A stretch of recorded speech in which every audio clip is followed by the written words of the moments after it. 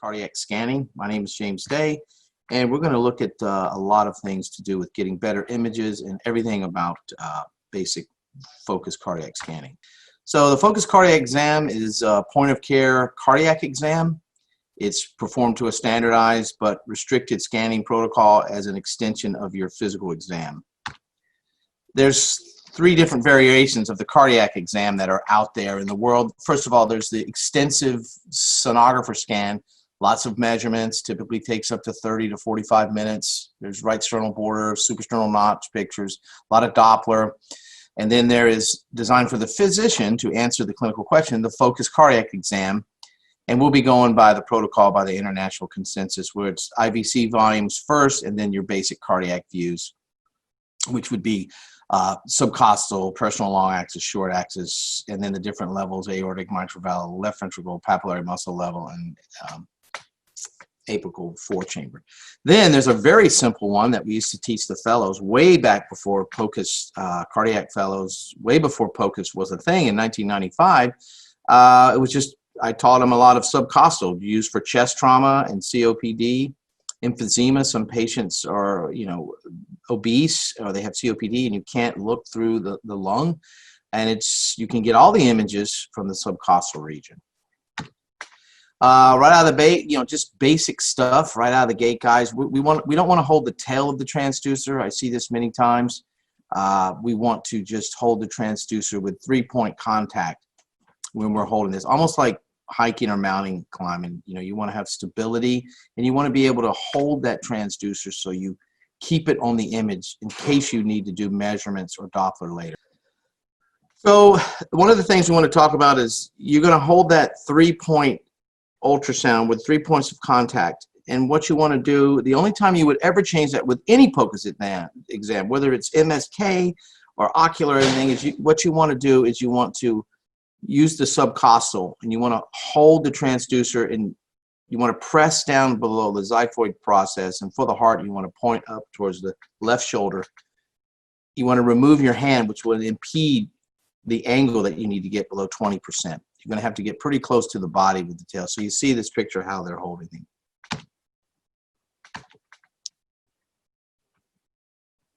it. The index marker on your screen. There is no reason to memorize or learn both orientations. There's a lot of discussion and the machine can change it. You should just remember that, remember one set, whether you're doing it like traditional cardiology or point of care, you'll be able to flip the screen either mechanically or you can just turn your hand in the index marker. Just make sure that you're consistent with it. All right, so some of the techniques that you can use, the dance steps, is you can use compression, which you're pushing down to see if something is a vein or not, and you guys know rocking, you're holding this with 3-point contact. You can rock the transducer back and forth. You can tilt it slowly, angular. You can slide. You would slide left or right, just like sliding with the gel. You can twist, just like you would be turning a large knob, say on a stereo component system, a huge knob. And fanning is just fanning through slow motion, just almost like a fast moving CT.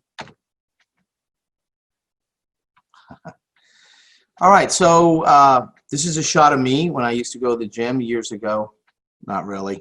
This is a clock orientation we're going to be talking about. We're going to be talking about points and orientation. If you think of the chest as a clock, we're going to be looking at parasternal long axis, the index marker pointing at 9 o'clock, short axis pointing at 2 o'clock, and apical 4 pointing at 4 o'clock.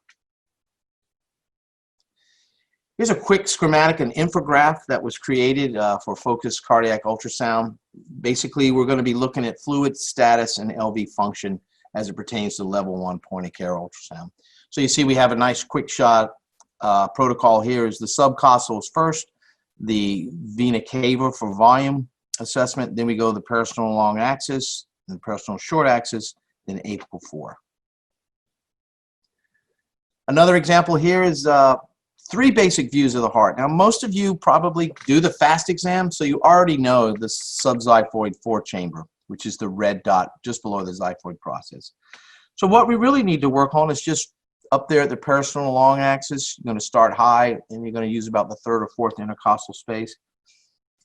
You're going to just twist, and then you're going to go to the parasternal short axis. You'll see the images, and then you can jump down in the yellow knob, and you're going to be getting a nice on-axis, perfectly centered, non-foreshortened apical four-chamber. First of all, the view, we're going to go through and do some quick anatomy here. So here's a parasternal long axis view. We're starting at the top where the beam originates from the phased array transducer typically. You're going to have a right ventricular free wall going through the right ventricle, the interventricular septum. You see the two aortic coronary cusps there, the non-coronary cusp and the right coronary cusp, the LV outflow, left ventricular outflow tract, where during systole the force of the blood is going through, the LV, very important, the left atrium, the two leaflets there, anterior mitral and posterior mitral valve leaflet. At the bottom there, we have a descending aortic outflow tract that's going to help us with our assessment later. So a couple things you would notice quickly here in a patient, perhaps little pathology, mitral valve prolapse. If you don't see the normal left atrial egg shape, you'll see this hammocking where the two valves come together and then they bow back or hammock back of the anterior mitral leaflet and the posterior mitral valve leaflet. Another quick thing you can assess immediately at the parasternal long axis is notice the blue dot here. This is the descending aorta, and this is a way you can differentiate the fluid space as it relates to the descending thoracic aorta. The pericardial effusion is obviously close to the heart, so the red will be on the top, and if it's a pleural effusion, the green will be on the bottom, and that's how you can quickly tell the difference between a pericardial effusion and a pleural effusion. You can also look at LV function. We're going to see, here's an example of terrible LV function, and you'll get to eyeball this. A lot of people use the Simpson and the bullet method, the sonographers, and now there's a lot of AI programs that are out there. But simply you can eyeball this and place it in a category. Is it mild, moderate, or severe? Here we have an ejection fraction of about 15%. This is a dilated cardiomyopathy case with global dyskinesis. Quickly here, we don't want to delve too much into measurements, but here is something put out in the parasternal long axis that gives you sort of a basic, the aortic is anything over 3 is an aortic aneurysm. Here's a diastolic heart failure. Anything over 4, 1.5, up to 2. 2 is the normal as the orifice is getting smaller from stenosis and calcification of the aortic valves. It could go to 1.5 and smaller, 1.0. So these will give you, if it's, for example, on the ascending aorta, if it goes beyond 4 centimeters, then we've got possibly an aortic dissection. These are just a couple of measurements that you can use with your caliper function. All right, so now we would twist the probe over and we'd be at the aortic level. So here's the aortic view here.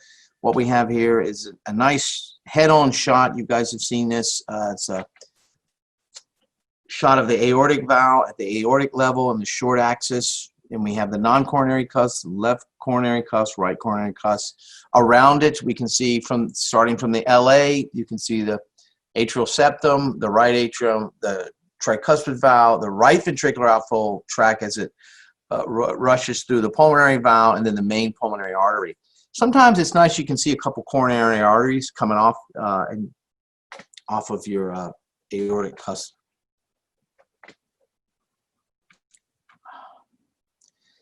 The anatomy of the base of the heart. So here we have is aortic valve level parasternal long axis, just to correlate an anatomical medical picture with the ultrasound. You can see the aortic valve is a nice tri-leaflet valve. It operates under a lot of pressure, so it's 3 leaflets typically. You could see here a bicuspid, maybe some congenital anomalies in the adult. You could possibly see patient ductus arteriosus. You might see something, if you throw Doppler on it, you can see some regurgitation. One of the things you can notice right away is, hey, it's very calcified. It's very hyperechoic. There's calcium that's attached itself to the leaflets, creating, a high jet. with your Doppler, first with your pulse wave, and if you are using a huge sonography machine, you can throw the continuous wave on there and make your measurements. So you can see here's severe aortic stenosis. You can see aortic level over here, how the orifice, it's almost as if you put your thumb over a garden hose. You're going to increase that blood flow through this. You'll be able to see that in a parasternal short axis. Now, as we roll down, we're going to be at the mitral valve level here. You can see the mitral valve cuspids. You can sort of evaluate the RV. How's the RV look? Does it look dilated? Is there deflattening? Here's the overall function. You can notice the LV function, nice good concentric squeeze. If you see this D shape where you see the flattening of the septum, that's typically right heart strain. Perhaps there's a pulmonary embolism or that. You can see how it's also dilated. That's something you can identify immediately. And we're going to fan down through here, and you can see at the papillary muscle level in the parasternal short axis view, you'll see here is a posterior medial papillary muscle and anterior lateral papillary muscle. You can also evaluate nice, good concentric squeeze. Just throwing this out here, I don't want to delve into this too deeply, but there's a correlation between the walls and what coronary artery perfuses that wall. The LAD, left anterior descending artery, you can see up there in the parasternal long axis view. It's at the top and down here at the bottom. The apical view, you can say pretty much covers most of the apical view in the four-chamber. The circumflex, artery varies. Obviously, in 70% of the patients, it is different. Not everyone has the same anatomy, but generally speaking, you can look at the left anterior descending artery and see what possibly, if you see some akinesis or hypokinesis, you can tell which coronary artery is most likely obscured. All right, here's the big one, the apical four-chamber view. So what we have here is a nice four-chamber shot. It's oval, it's on axis. There's about 7 centimeters from the mitral valves up to the apex. You see a moderator band and a pseudotendon in there. You guys can see very simply here your left atrium, left ventricle, right atrium, and you see your valves for the mitral valve and the tricuspid valve. How do you find this? Well, when a patient is laying supine on their back, we know that in cardiac, it's best to roll them over to the left lateral decubitus position. And you kind of, when you have your transducer, if you'll just find, right there at the mid-clavicular line, somewhere around the 5th intercostal space, if you hang your finger over the transducer, you can feel the pulse, the point of maximal impulse. And when you do that, you're nicely synthesizing your physical exam and your point of care ultrasound, which I always recommend that. All right, one thing to note, when you're doing the apical exam, a lot of people start out too high, and what you want to be aware of is foreshortening. You want that nice oval shape, like a rugby ball, perhaps a football. You don't want that round basketball, maybe softball, round soccer ball shape. The foreshortening, you can see here on the right, there's foreshortening. The LV is sort of cleaved off. It's foreshortened, and over here the LV is about 7 centimeters, the correct way. Also, the left ventricle, there's false tendons or fibromuscular bands that stretch across. The papillary muscle, they do not connect to the mitral leaflet. A lot of people see those anatomic variants and shouldn't mistake them for linear thrombus or vegetations that are in the heart. Try to correlate that. If you already see akinetic squeezing in the LV, then you can look further. Maybe you'll find a linear thrombus or something in that area. On the right side of the heart, the moderator band is important. It carries part of the right bundle branch in the conduction system. But it's thought that it was to sort of, the right ventricle is sort of attached to the left ventricle, almost like a sail on a sailboat. And just be aware that up near the apex of the right ventricle, you've got a moderator band. Apical four-chamber, you can see, vegetations, perhaps myxomas. Typically, myxomas have a stalk, and they're in the right atrium, attached typically at the anterior septum, the atrial septum, excuse me. And maybe you can see thrombus being seen. There's a lot of mini and thrombus being seen now with COVID-19. Perhaps you'll see that. You might see vegetations attached to the tricuspid valve, an IV drug abuser. Here's a shot here. We see some vegetations that are attached to the tricuspid valve. We also have a little pericardial effusion there by the right atrium, which is dilated. If you just kick your transducer back from the tail, if you just roll it back a little bit, you can open up the aorta area. And I'm just adding this on here. It's not really part of a POCUS exam.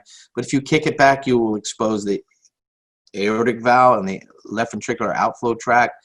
If your machine or handheld device has Doppler, you can place that on there to see if any regurgitation. Right here, we have a nice subcostal view. Here's some anatomy. We see the liver. This is apex. Left ventricle, right atrium, left atrium, atrial septum, mitral valve, tricuspid valve. It's a good shot here. So I just wanted to put it out there for our new learners that if you only learn one POCUS scan, and you'll probably learn the subcostal also with your FAST exam, make it the cardiac subcostal view. Now we're also going to hold our transducer so we can get below 20-degree angle, so you don't need the 3-point holding it like a pencil contact. You're going to dig in, press in gently, be careful. If you have geriatric patients, their bone structure, you don't want to break off pushing too hard xiphoid process. Believe it or not, I've seen it. So you can rule out immediately, guys, with the subcostal view, which is so great. Probably the best view for eliminating 4 clinical questions immediately in one view. You'll see if there's a pericardial effusion. And is it really bad, causing right ventricular wall collapse or right atrial collapse, heading towards tamponade? You can evaluate the left ventricular function immediately. What is the ejection fraction? Is it mild, moderate, or severe? Just put them in those 3 little boxes. How good's the squeeze? Is there endocardial border architecture? Are they hitting each other, squeezing nice, almost a kissing of the endocardium? Or is it just a very low-level squeeze? Right ventricular dilatation. Maybe you have a pulmonary embolism. You might see a McConnell sign, something like that. 4-chamber dilatation. What is the status of the 4 chambers? Do you have global hypokinesis? Easy to obtain, subcostal view. If you learn one when you're learning, learn that one first. Here's a dilated side of the right ventricle. You can see the difference between the left ventricle and the right ventricle. The dilatation, the chamber dilates. You got a McConnell sign here, which is indicative typically of a pulmonary embolism. You'll see distinct regional right ventricular dysfunction, akinetic, dilated. These are some of the echo findings that you'll find in patients with acute pulmonary embolism.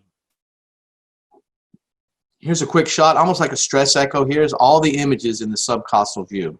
So if you need to do the subcostal view, maybe your patient's obese, maybe they're COPD, or they have an injury and they're laying flat on their back, you can't get them to roll over. Here's the views. You can do the entire cardiac view from subcostal.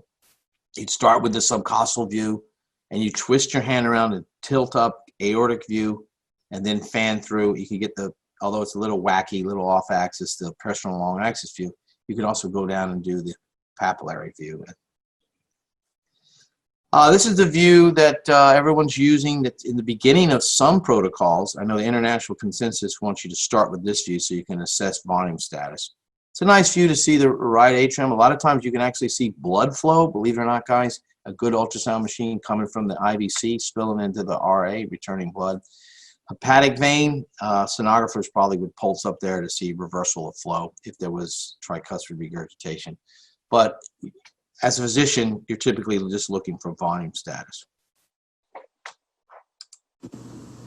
Okay, we're going to have our cardiac exam. We're going to do our focus cardiac exam. And just to start out, this is a large heart. Our patient is 17 years old, so this heart is a little large for her. The heart sits in the chest. We've evolved that way where the right ventricle is towards the front of the chest, and the left ventricle is facing behind us. It's actually to protect that all crucial left ventricle, main pumping chamber. So with that, we're going to start our exam start out with the parasternal long axis. We're going to have our patient, if you can, without an injury or such, your patient, if you roll them over on their side in the left lateral decubitus position, or sometimes people don't understand that, I just tell them to get roll over like they're taking a nap. Have them extend their left arm forward. This allows the ribs to spread so you can get a nice acoustic window, and then you have the patient like this, especially for an apical shot. So our first image is going to be the parasternal long axis. So we're going to go here with our index marker. If you think of the chest, you're going to think of it as a clock, and it's going to be pointing at 3 o'clock. So we're going to start high in the intercostal space, and as we go, we're going to be able to move down. One of the tricks you can do with cardiac scanning is if you cannot get your picture or you're having trouble, just do a swipe. Swipe like that. You'll look at your device and you'll see, oh, okay, now I know where I'm at, and then you'll be able to cone in for that. So you want to hold the transducer like you're holding a pencil. You want 3 points of contact, just like you were mounting climbing. So you're going to have the palm right here, the transducer head, and the pinky. In this way, you won't drift. You can lock 3 points of contact on your patient. If you hold it like such by the tail, it's going to drift everywhere, and that becomes crucial when you're doing needle-guided procedures or trying to make a measurement. So you're going to be in the parasternal long axis, somewhere around 3rd, 4th intercostal space, and you're probably going to tweak it a little towards the left shoulder. So the moves on the transducer are, there's sliding, as we spoke of earlier, there's rocking, there's compression, and there's spinning or rotating like this. So here's the parasternal exam right here, and you line that up, you lay out that ventricle, you get a nice shot of the aorta, and there's your position right there.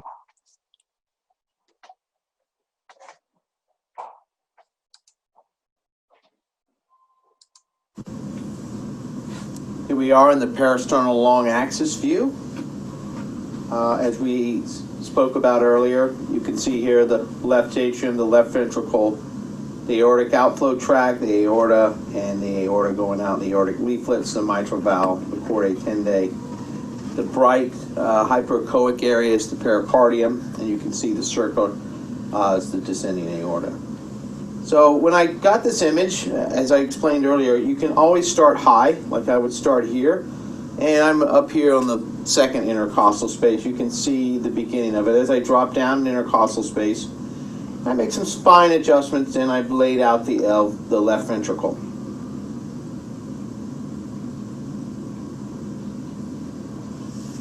You can, at that point, be able to assess parasternal long axis. And here's a nice on-axis view of parasternal long axis. One of the techniques I use, you can use a swipe. If you're not able to get your image, if you're too low, your image is going to be like this, and your measurements will be off. I'm down here around the 6th intercostal space.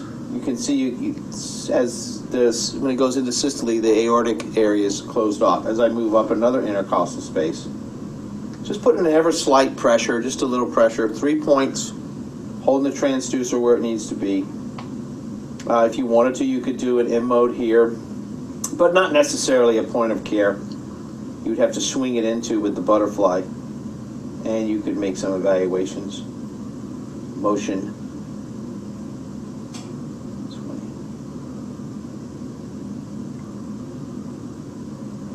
And it's not such a good spot here for the color Doppler because we are perpendicular to the, you might be able to see aortic or mitral regurgitation trace there, but it's not that effective in this position.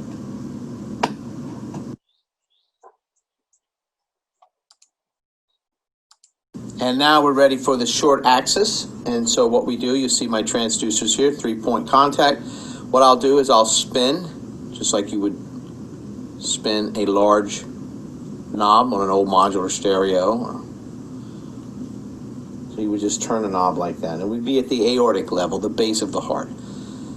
Now, one of the things that always happens typically is people will make this spin, and they will just sort of spin off and move the transducer. So you want to be locked in at your parasternal long axis when it is totally on axis, not foreshortened, and you just spin the transducer head, and you'll be tilting the tail down and the head towards the right shoulder at the aortic level. Then you can evaluate your aortic structures from there. As you move through the aortic level, you will tilt the head of the transducer towards the right shoulder, and then you'll be down here at the mitral valve level. You can evaluate the mitral valves, anterior mitral leaflet, posterior mitral leaflet, and then you'll be here at the papillary muscle area. You can evaluate that as you're going through. Now, here's a lung curtain. What happens a lot of times? Take a breath in, Paige.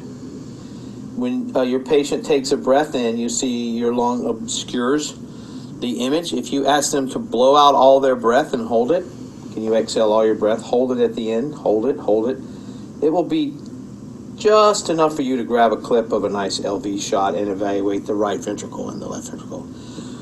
One last note, another little tip, you can slide down. Just slide your transducer. As you see me, I'm tilted, but I'm also sliding down here.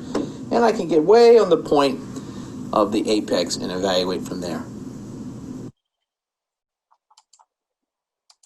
Here we are in the parasternal long axis view. I'm ready to go to the short axis view at the aortic valve level, the base of the heart. I turn the transducer head like a large knob slowly, tilting the tail of the transducer down and the head towards the right shoulder. And we can now evaluate the aortic valve level here. We see tricuspid valve, pulmonary valve, right ventricular outflow tract, main pulmonary artery. We can actually see the ostium, the beginning of the coronary arteries, the non-coronary cusp, right coronary and left coronary cusp, left atrium.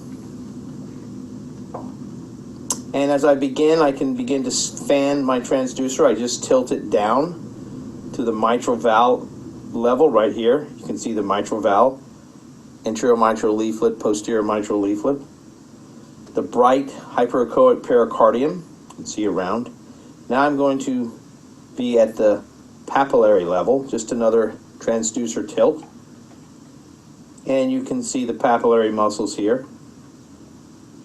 Now here's a tip, if your patient takes a breath in, you'll see this lung curtain will obscure your view. A lot of times if you ask your patient to please exhale all your air and hold it at the end. Then you can get enough time here to have a perfect clip. One last thing I like to do is just slide down as you're holding this position, and you can see here the apex, the very tiny apex of the heart. And you can peep at that for ejection fraction even down there in the apex, possibly spy linear thrombus.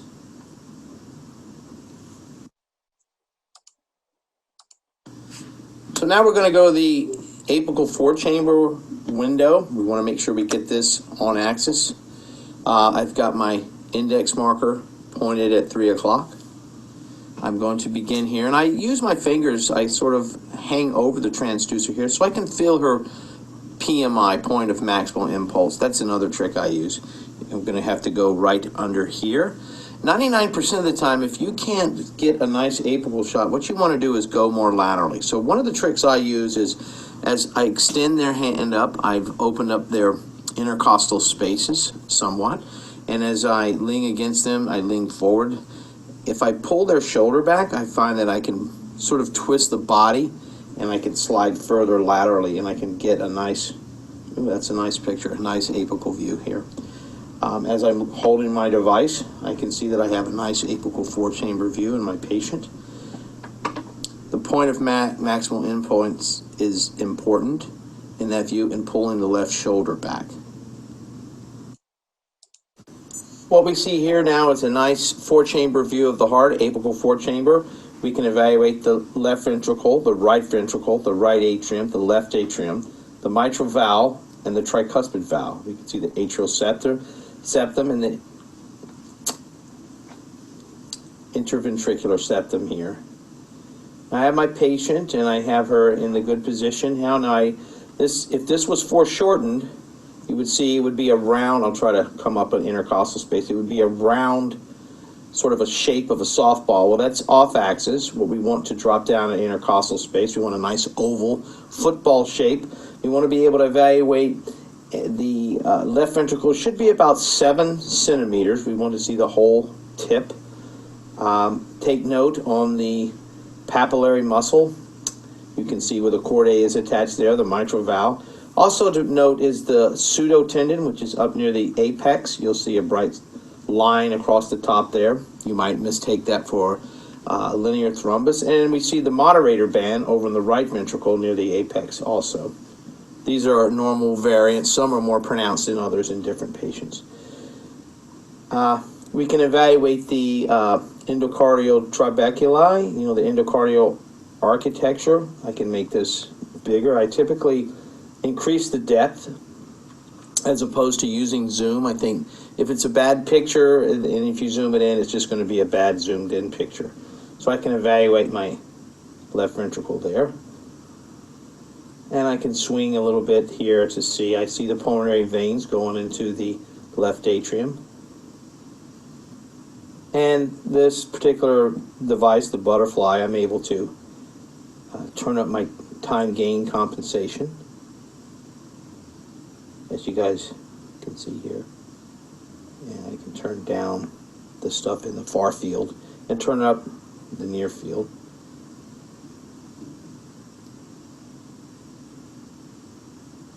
I can increase my depth, which is, for me, far preferable than a zoom. And I can get a picture of the LV and evaluate the ejection fraction.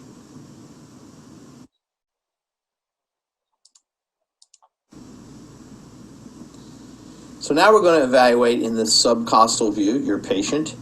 The subcostal view, you can do an entire cardiac exam from the subcostal view. If you nail any point of care scan, you can answer 4 of the big questions as we spoke about in the PowerPoint from the subcostal view. So the first thing I like to do is, this is a young patient. So what I'm going to do is put my transducer, I'm going to change my grip. Every other grip is a 3-way, like holding like a pencil. What I want to do here is I want to hold the transducer like this so I can get below the 20 degrees.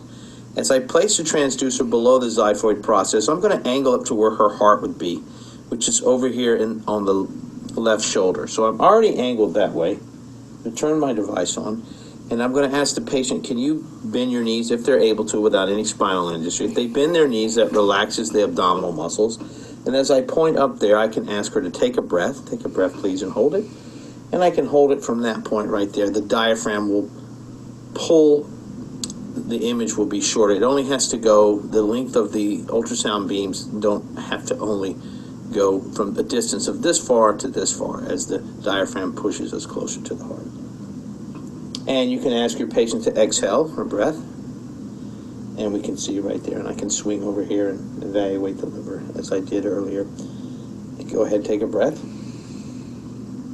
And I just turn my transducer to the right to get in a transverse position. Here to see the short axis view of the heart, the papillary level. Then I tilt up and I can see the aorta. And I can evaluate the IV and the hepatic vein from here.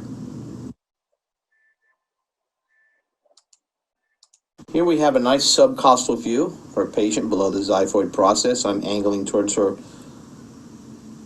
left shoulder. We can evaluate the 4 chambers here. We see the left ventricle, right atrium, left atrium, mitral valve, tricuspid valve. We can look over here, see if we have any pericardial effusion. We see a bright hyperechoic pericardium. And if I tilt back, I can look and see the 5-chamber view. And I can swing over here and evaluate the liver. As I'm here in the subcostal view, as we mentioned earlier at the PowerPoint, that you could do an entire cardiac exam from the subcostal view.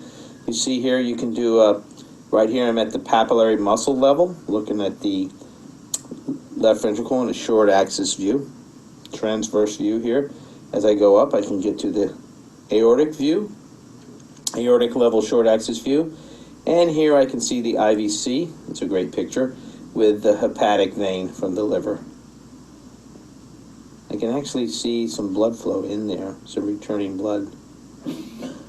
Pretty amazing with this handheld device.